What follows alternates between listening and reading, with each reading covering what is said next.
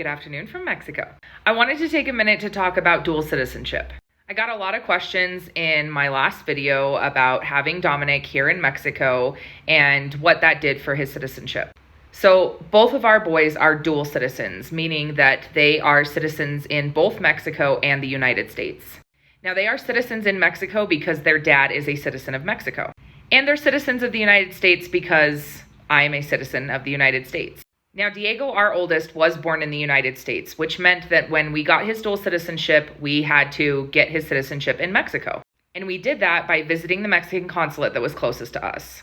And the process isn't terrible to navigate, but you do need to call the consulate before you go and ask them what they require.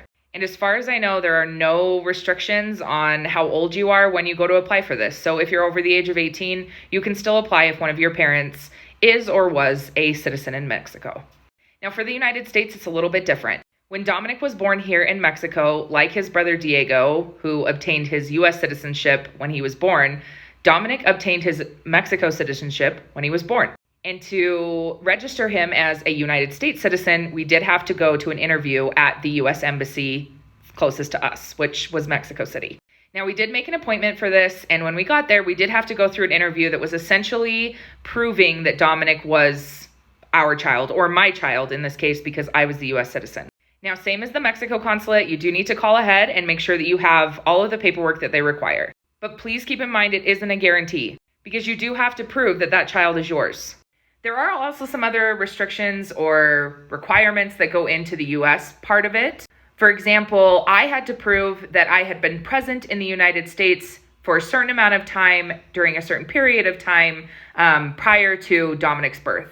And I did that with things like my U.S. taxes and, like my elementary school record.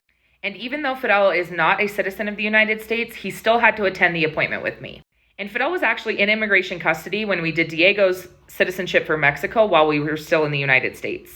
And so that just required us to get some extra paperwork. So while there is paperwork involved with both and making sure that you have all the documentation and things like that, it's not a terrible process. And from my experience, both the U.S. Embassy and the Mexico consulate were both very, very helpful in getting me through it and helping me make sure that I had everything I needed. So I hope this helps for anybody that's looking at this. And if you have any additional questions, you know that I have an email address that's in the link tree in my bio. Feel free to email me and I'm happy to answer any questions that you have. Have a good day, guys.